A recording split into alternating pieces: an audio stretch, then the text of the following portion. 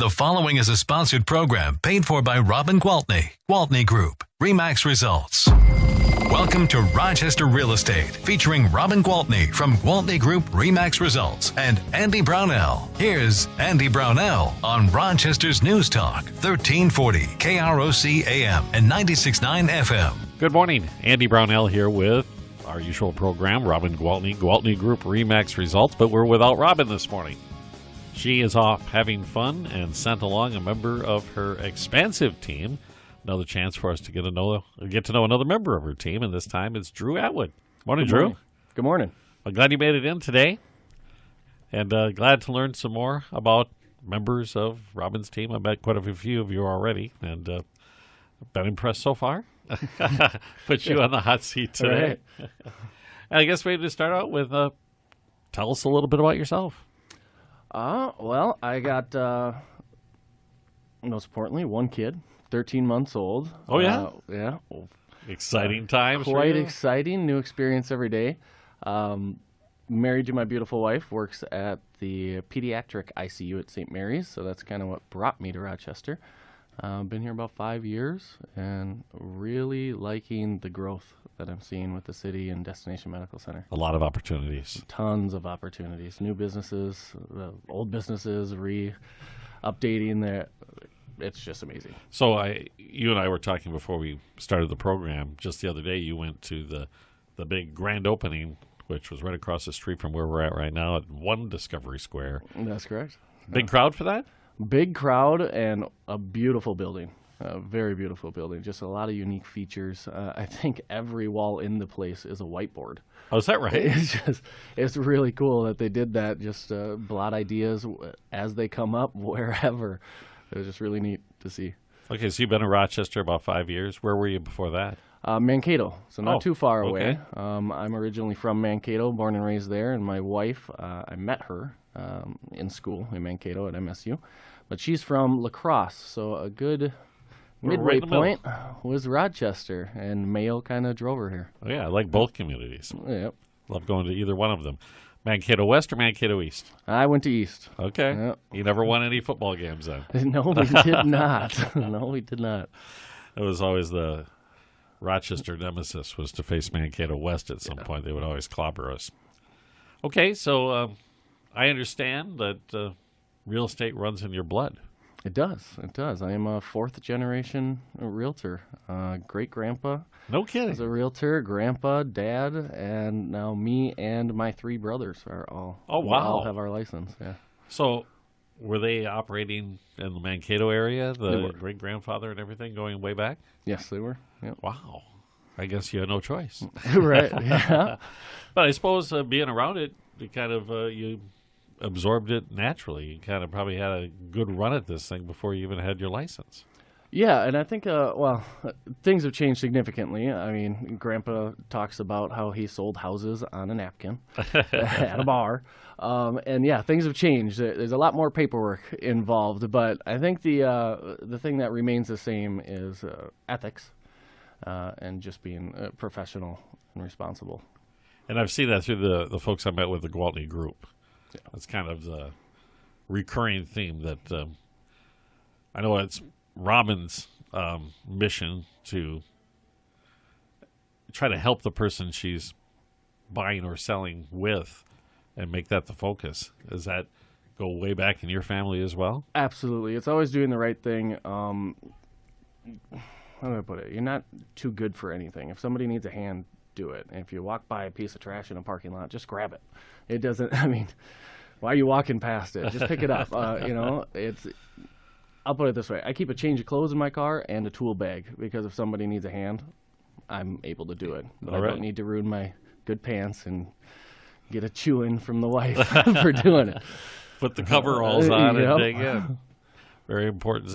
So what is, I guess I'm trying to get a grasp on it. I know Rochester's kind of a unique market, and you're from the Mankato area. Do you see any stark differences in the way the real estate markets work in the two areas of the same state? Not so much. The differences would be the driving factor. In Mankato, there's a lot of schools. Sure. So I think that is the driving factor for the housing in that situation, and the apartments as well. Here, you, of course, have the driving factor of Mayo and Destination Medical Center. So it's kind of the same result, different forces behind it. Yeah, it's pretty much the dominating factor in our economy, and has absolutely. been for a long time. And it's kind of interesting. As a person who grew up here, there was always oftentimes I would call it illusion, sometimes delusion, that we would have a diversified economy, and it was never a diversified economy. It was somewhat a little while with IBM when it was big, but pretty much everything revolves around the big gray building down the street here. Mm-hmm. Okay, so obviously, were you doing real estate over in Mankato before you arrived here? I was, yes. Okay, how do you end up with the Gwaltney Group? Well, we were meeting the wife's parents just to hang out, so we happened to be at the mall. And there's a newspaper at the food court sitting at a table next door, and I happened to pick it up, and there was a couple of open houses. So we figured we had some time, let's just drive around. And I met a member of the time of the Gwaltney Group and kind of just told him what we were looking for. We weren't seriously really thinking about moving to Rochester, but then everything just kind of lined up. The right house came along, the job offer came along, and it worked. It worked out. So you started out with the Gwaltney Group as an actual customer of the Gwaltney Group. I did, yes. At the Mankato and Rochester actually have separate MLSs, so I could search a roundabout way to look for my own houses, but it just seems easier to hire somebody to do it. Yeah, I mean, there's the importance. Even realtors hire realtors. So, well, I imagine that there's a sense to that, because you need that somebody offering you a perspective outside of your emotional response to something, to have that advice that goes along with having another person in the room. Absolutely, and there's so much to be said about being involved.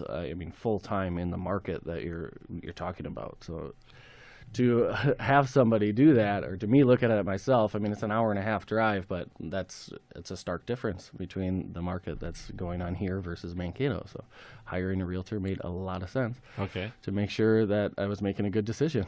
So how did you make the transition from I'm using the Gwaltney Group to I am a member of the Gwaltney Group? Well, ultimately I needed a place to hang my license. Met with Robin. I liked what she had to say. Very professional. I liked the community involvement. That was kind of one of her core values, and professionalism and ethics, and just I liked her.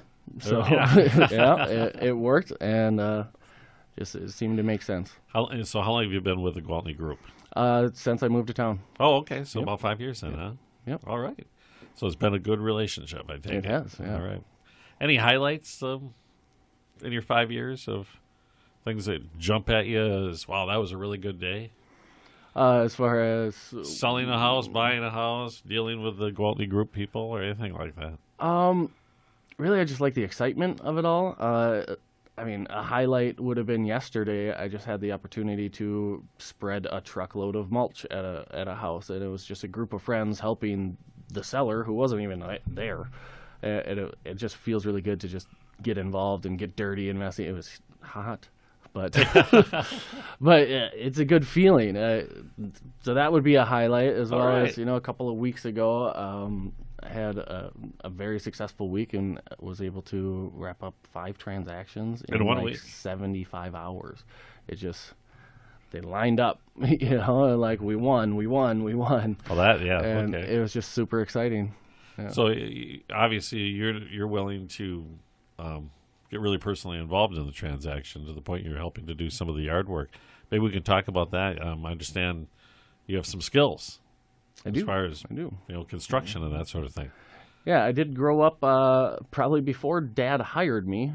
He had me around doing random maintenance activities and whatnot, and that's kind of what instilled if you're an employee, you have to prove yourself to a higher standard because you're my son. Well, I'm going to stop you right there. We'll talk more about that when we get back. We have to take a really quick break. Yeah. All right.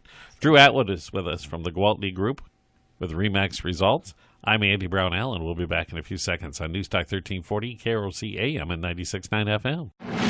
We'll be right back with Robin Gwaltney and Andy Brownell on Rochester Real Estate. This is News Talk 1340 KROC-AM and 96.9 FM.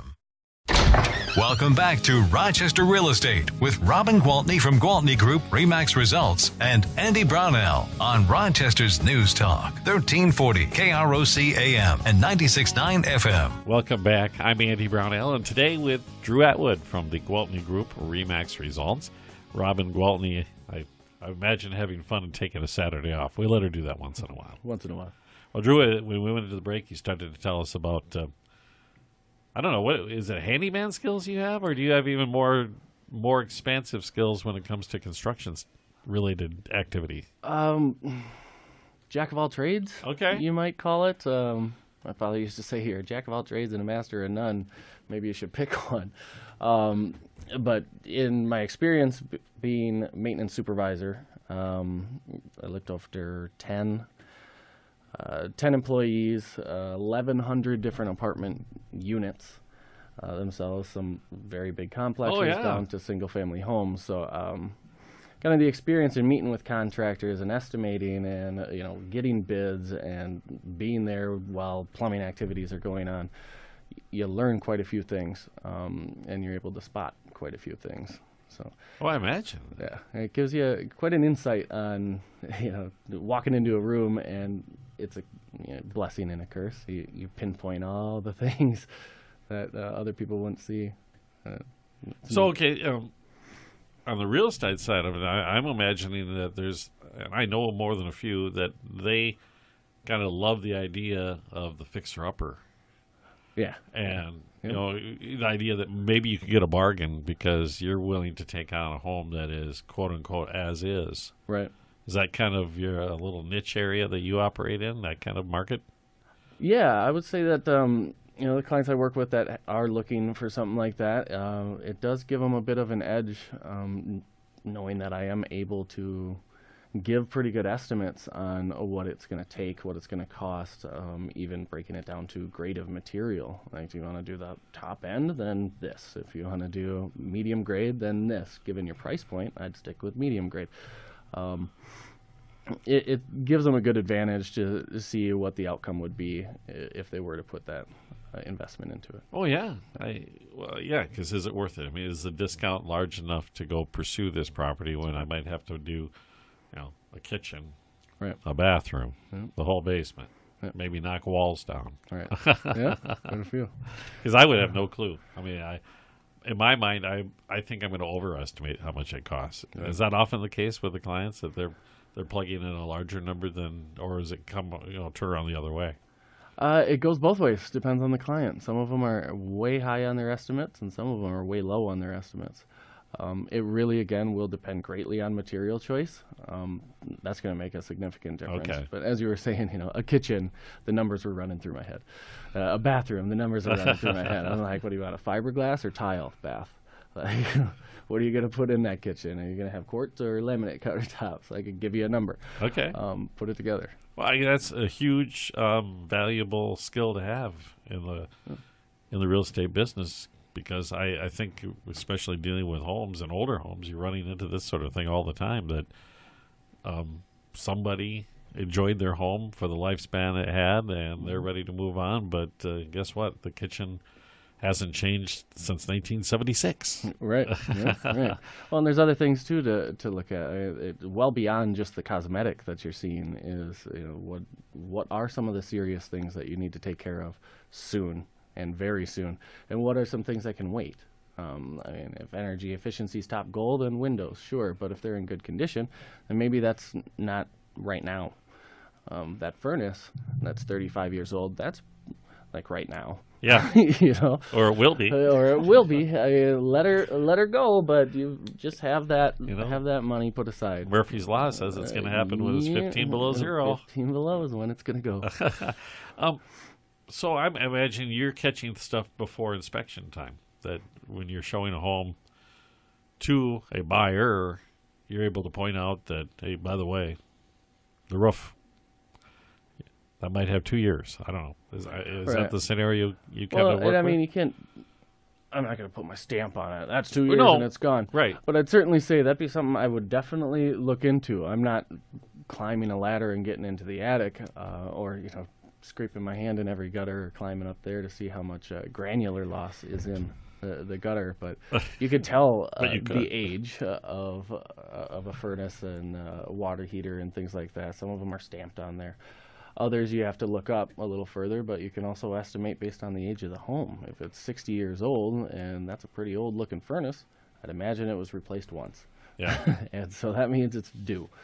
So it's kind of just that this should be this way because of the logic of the situation, and just explaining that. That kind of background, I imagine, is not super common among people in the real estate market.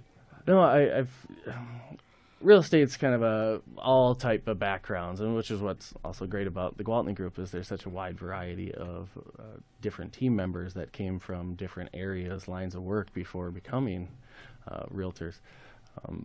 But yeah, it is it's not a super common. I haven't met many people that have this experience and background and know how to fix it. Well, especially as extensive as yours. There's a lot of people who know how to do things around the home. Right. But not 1,100 apartments. Well, YouTube's great, right? Yeah. You can learn a lot on YouTube. It's saved me more than a few times. Right. Okay, you mentioned the Gwaltney Group, and that's, of course, what we're here to talk about. What do you find rewarding, I guess, working with the Gwaltney Group and Robin herself? I would say the most rewarding part is the people. The people that I'm working with it's amazing. The friendships have gone beyond anything I could imagine in any workplace, and I used to work with my family. But, it's amazing just you become friends and you go to events. Last night went to the Destination Medical Center with a coworker, and we had a great time just chit-chatting with new folks we were meeting, and it's just that kind of camaraderie that you get. We're in it together, and we're going to help each other out no matter what. A team, a true team. A true team, even tighter family. Wow. And so I imagine that you were mentioning the other week that you were 5 different transactions were happening really fast. Mm-hmm. Are you able to tap into other team members to, I'm scrambling here. Right. Yeah. And we back help me each up? other out a lot. The other day we had a seller in need of some help, and there was, I think, 6 of us showed up to help them start loading this truck on time.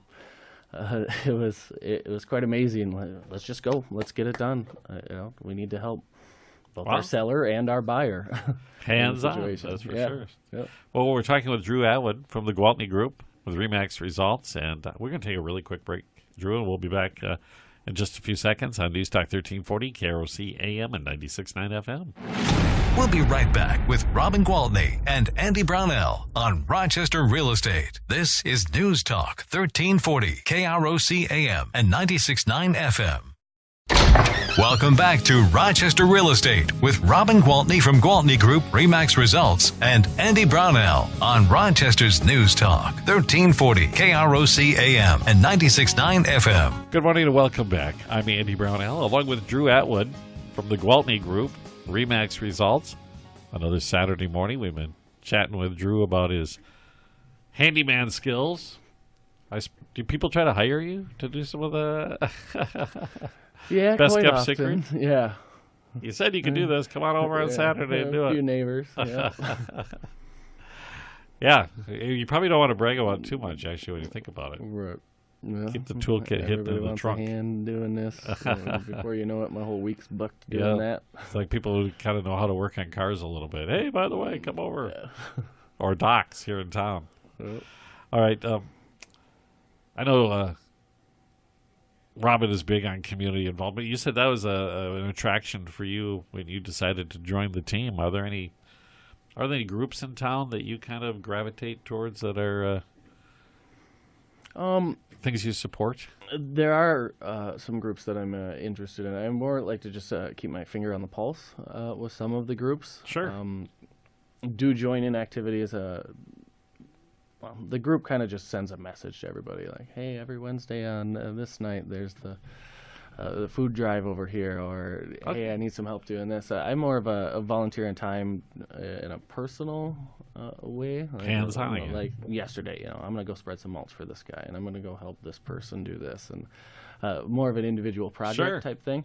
I do like the other projects as well. Just usually those are too scheduled for me. Like it's at this time, and like that time may or may not work out. Where I got an hour, I'm gonna go do this. You're the good Samaritan guy. Yes, I would say that. With the toolkit and coveralls in the vehicle. Yeah. You mentioned you have a 13-month-old. I do. Boy or girl? Little boy. Little Aiden. boy. Exciting times. Very much so, yeah. He is getting into everything. And you are lucky to be in this period of your life when they have digital cameras.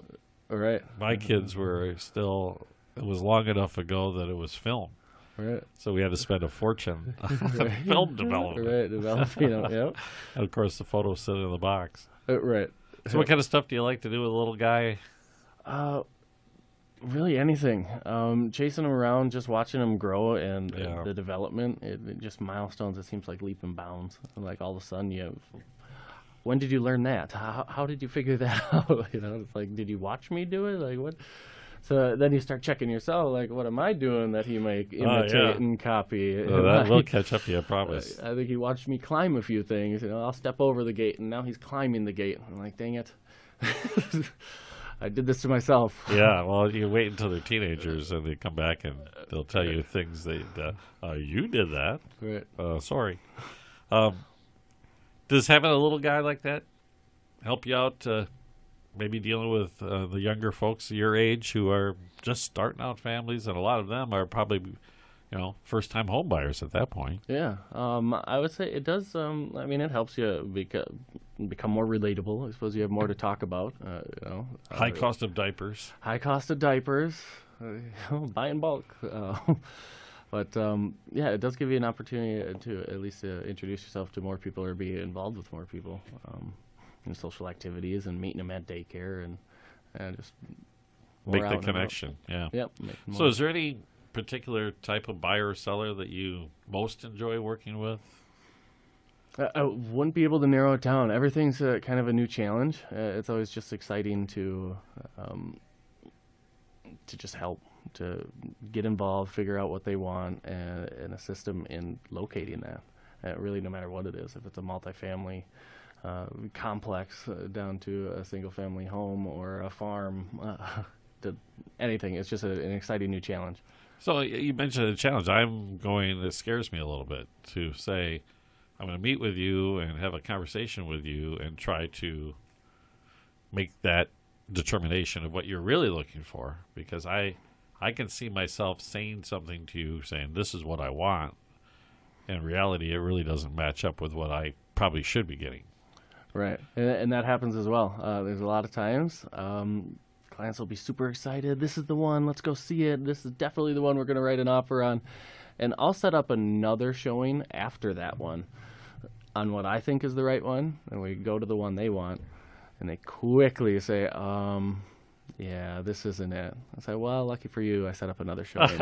Let's go look. And sure enough, it's surprising that you kind of learn that about people.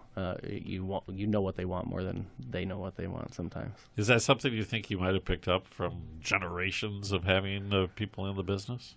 I think so, and I think it's more of it could be that, and maybe there's some intuition in there, but in addition, after doing it for so long and being full-time at it, you learn, and you're able to kind of read people, see between the lines. I want this. Well, there's something in between there that I'm sure you're going to want instead, or in addition to. That's a pretty special skill to be able to pick up something like that, to read between the lines that way. Right. I suppose you have to be diplomatic as well. A little bit. Yeah. A little bit.